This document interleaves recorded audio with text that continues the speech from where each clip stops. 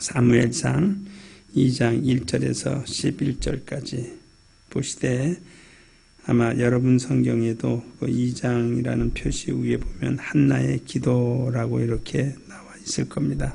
오늘 읽는 이 내용은 한나가 자기 아들 사무엘을 이제 얻은 이후에 젖되기까지 양육을 하다가 하나님 앞에 서운한 대로 이제 하나님의 제사장 엘리에게 돌려보낸 다음에 하나님 앞에 기도하는 내용입니다.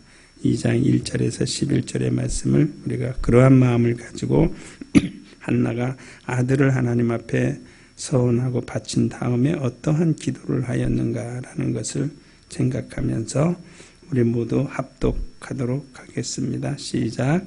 한나가 기도하여 가로되 내 마음이 여호와를 인하여 즐거워하며 내 뿔이 여호와를 인하여 높아졌으며 내 입이 내 원수들을 향하여 크게 열렸으니 이는 내가 주의 구원을 인하여 기뻐함이니이다. 여호와와 같이 거룩하신 이가 없으시니 이는 주밖에 다른 이가 없고 우리 하나님 같은 반석도 없으심이니이다. 심히 교만한 말을 다시 하지 말 것이며 오만한 말을 너희 입에서 내지 말지어다. 여호와는 지식의 하나님이시라. 행동을 달아보시느니라. 용사의 활은 꺾이고 넘어진 자는 힘으로 띠를 띠도다. 유족하던 자들은 양식을 위하여 품을 팔고 줄이던 자들은 다시 줄이지 않도다. 전에 잉태치 못하던 자는 7을 낳았고 많은 자녀를 둔 자는 세약하도다. 여호와는 죽이기도 하시고 살리기도 하시며 음부에 내리기도 하시고 올리기도 하시는도다. 여호와는 가난하게도 하시고 부하게도 하시며 낮추기도 하시고 높이기도 하시는도다. 가난한 자를 진토에서 일으키시며 빈핍한 자를 거름더미에서 드사 귀족들과 함께 앉게 하시며 영광의 위를 차지하게 하시는도다. 땅의 기둥들은 여호와의 것이라. 여호와께서 세계를 그 위에 세우셨도다. 그가 그 거룩한 자들의 발을 지키실 것이요 악인으로 흑암 중에서 잠잠케 하시리니 힘으로는 이길 사람이 없음이로다. 여호와를 대적하는 자는 산산이 깨어질 것이라. 하늘 우레로 그들을 치시리로다. 여호와께서 땅 끝까지 심판을 베푸시고 자기 왕에게 힘을 주시며 자기의 기름 부음을 받은 자의 뿔을 높이시로다. 하니라. 엘가나는 라마의 자기 집으로 돌아가고 그 아이는 제사장 엘리 앞에서 여호와를 섬기니라. 어떻습니까? 이것은 성경의 어떠한 추상적인 내용이 아니라 한나가 자기의 삶을 통하여서 만난 그리고 경험한 하나님에 대한 그 지식을 다 동원해서 존귀하신 하나님 앞에 하나님의 그 속성이라든가 하나님께서 하셨던 일, 또 앞으로 지금까지 자기를 통해서 경험되어진 하나님의 일을 앞으로도 하나님은 이렇게 또 일을 하실 것이다 라는 이스라엘 백성 전체를 내다보고 더 나아가서는 인류의 전체의 심판주로 오실 예수 그리스도까지도 이 말씀에 포함이 되어 있어서 한나의 기도는 매우 영감 있는 기도였다. 이렇게 우리가 표현을 하면 될 것 같습니다. 그래서 그 내용을 살펴보면 내 마음이 누구를 인하여 즐거워한다 그랬습니까? 하나님으로 인하여 즐거워하며 또 내 뿔이 여호와를 인하여 높아졌으며 그러니까 하나님의 도우심으로 자기는 그러니까 사무엘이라는 아주 훌륭한 사람을 지금은 우리가 여기까지만 보면은 사무엘이 지금 훌륭한지 훌륭하지 않은지 우리는 알 수 없어요. 그죠? 예, 그러니까 지금 단지 한나는 자기가 아기를 낳지 못하는 그 일로 인하여 하나님 앞에 간절한 마음으로 기도했어요. 예, 자식을 얻기 위해서. 근데 그 자식을 얻지 못하는 까닭이 자기의 허물 때문에도 아니고 자기의 어떠한 죄 때문에도 아니고 남편의 약점 때문에도 아니고 순수하게 보면 성경 그대로 우리가 1장을 읽어보면 하나님께서 한나에게 아기를 낳지 못하도록 태의 문을 막아놓고 있었다라는 겁니다. 근데 한나 자신은 그것을 알지 못해요. 그러나 이제 그것을 한나는 무자하기 때문에 자식을 얻고 하는 그러한 마음의 그 다짐, 마음의 뭐라 그럴까요? 소원이라 그럴까요?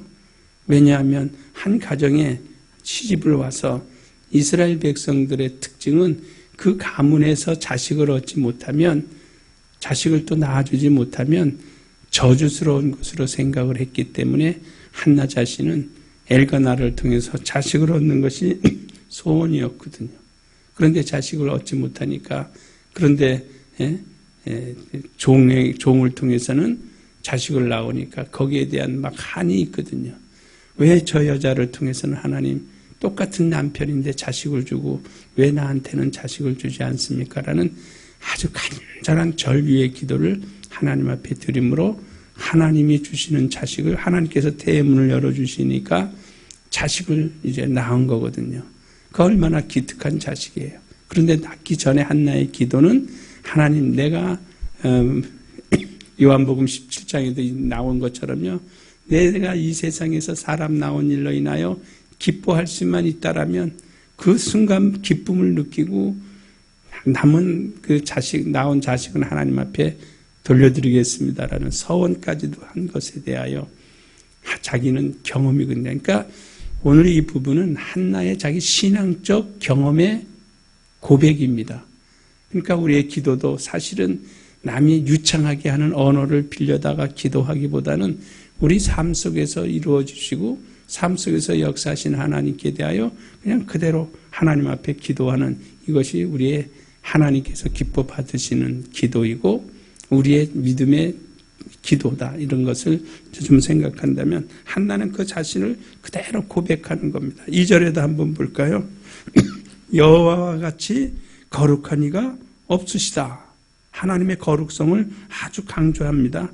그 다음에 주밖에 다른 신이 없다. 또 우리 하나님은 하나님 같은 반석도 없으시다. 할렐루야. 그러니까 우리는 근데 실제적으로 우리가 기도할 때에 이런 하나님의 전지성, 하나님의 전능성, 하나님의 거룩성, 하나님의 속성에 대하여 우리가 얼마만큼 기도하느냐는 겁니다. 그냥 뚜렷하게 보여지는 것을 위하지 하나님밖에 다른 신이 없음을 나는 고백합니다. 우리가 이런 내용을 가지고 기도 많이 하나요? 아니죠. 예, 그러니까 이제 한나의 기도는 특별한 기도였다. 그런데 그 특별한 기도가 진짜 특별한 기도냐? 아니고 하나님을 만난 믿음적 체험의 기도였는데 그 내용을 뜯어보니까 하나님의 전지성과 하나님의 존재에 대해서 이야기하고 있더라라는 그 기도입니다. 그래서 2절에도 아까 우리가 조금 전에 다시 봤습니다마는 하나님과 같이 거룩하신 이가 없고 이는 주밖에 다른 이가 없고 우리 하나님 같은 반석도 없으시다. 그리고 또 하나님은 어떻게 해요? 3절을 다시 한번 읽어보세요. 시작. 심히 교만한 말을 다시 하지 말 것이며 오만한 말을 너희 입에서 내지 말지어다. 여호와는 지식의 하나님이시라 행동을 달아보시느니라. 하나님은 어떤 하나님이라고 말해요? 한나가 말하는 하나님은 지식의 하나님이다. 그런데 하나님은 지식의 하나님이면서도 그 사람 한 사람 하는 그 행동을 어떻게 달아보신다? 행동을 달아보신다. 그러니까 주의 깊게 보는 겁니다. 그러니까 야고보 기자가 말한 것처럼 믿음의 속성 가운데 행함이 없는 믿음은 죽은 믿음인 것처럼 하나님은 지식의 하나님이신데 지식만 가지고 계신 하나님이 아니시라 그 지식의 말씀에 의하여 하나님 말씀하는 그 내용은 지식이는데 그 말씀을 받는 우리는 그 말씀을 지식으로만 갖고 있어서는 안 된다는 겁니다. 지식으로만 갖고 있으면 안 되고 하나님께서 우리에게 말씀하시는 그 말씀은 지식인데 그 지식의 말씀을 받은 사람들은 그 말씀의 내용대로 어떻게 하라는 거예요? 움직이라는 겁니다. 그런데 지금 이 시대에도 그리스도인들이 사실은 그렇지 못해요. 그러면서도 우리가 모순된 점이 뭐가 있냐면 열매를 강조합니다. 제가 이렇게 표현할게요. 무화과 나무에서는 어떤 열매가 맺어집니까? 무화과 열매가 맺어지죠. 포도나무에서는 어떤 열매가 맺어져요? 포도해가 열려져요. 자, 그러면 그리스도인에게서 누가 나와야 돼요? 예수에게서는 그리스도인들이 나와야죠. 그리스도인이란 말을 우리가 깊이 생각해 볼 수가 있는데 요즘에는 너무나 그리스도인이란 말을 남발해요. 그리스도인이란 말의 정의는요, 예수를 따라가는 사람이에요. 그리스도인이 누구라고요? 예수 따라가는 사람이에요. 예수는 그러면 우리에게 어떻게 말씀하세요? 나는 길이요 진리요 생명이니 나를 믿는 자는 죽어도 살겠고 물은 살아서 나를 믿는 자는 영원히 죽지 아니하리라. 그러니까 너희는 나를 따라와라. 그래서 예수 그리스도의 가장 큰 4대 명령이 있습니다. 이것은 모든 자들아 다 내게로 오라. 내게로. 왜 내게로 오라 그럴까요? 내게 와야 구원을 받을 수 있고 내게 와야 영생을 얻을 수 있고 내게 와야 생명을 얻을 수 있으니까 이 세상 모든 자들아 다 내게로 와라. 그 다음에 그거로 끝나는 게 아니에요. 근데 거기에 멈춘 사람들이 너무나 많이 있어요. 내게로 와서 내게 뭐 하랄까요? 배우라는 겁니다. 배우라는 거. 뭐 하라는 거라고요? 배우라. 배우라. 왜 아까 하나님은 지식의 하나님, 내게 배우라. 그 다음에 배우면 왜 예수 앞에서 예수를 배우면 예수가 어떤 분이란 것을 알게 되고 예수에 관하여 알게 돼요. 그러니까 그때 예수께서는 자기를 아는 자들에게 나를 이제 알았지. 내게 당신이 가르쳤으니까 나 알았지. 그러면 이제 나 따라와도 괜찮겠지.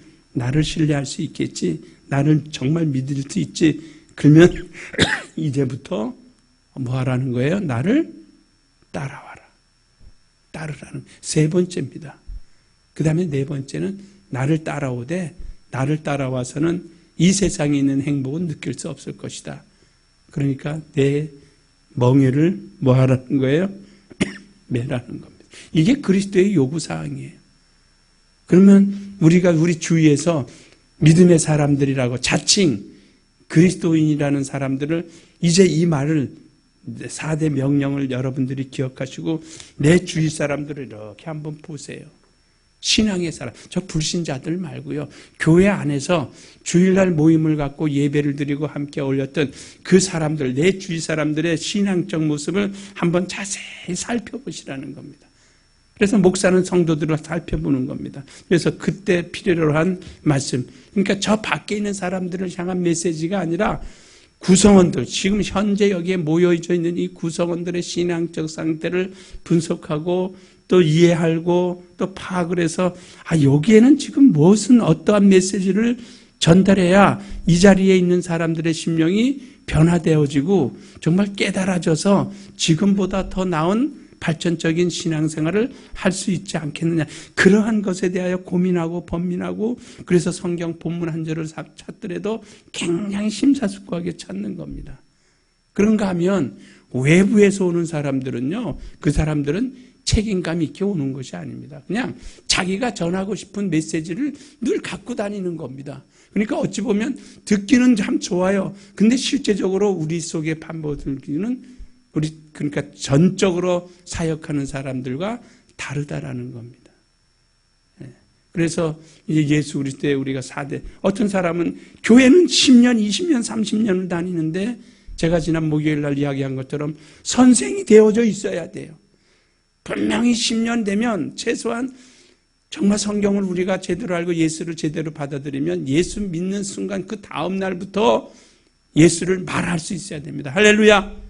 말할 수 있어야 돼요. 10년 동안 갈 필요도 없다니까요. 5년 동안 5년 동안 배우고 가르칠 필요도 없다니까요.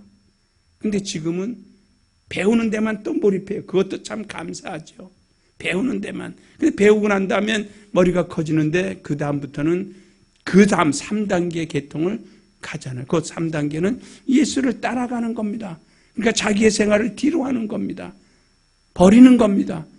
그래서 멍에를 메고 뒤를 돌아다 보는 자는 내게 합당하지 못하다는 거예요.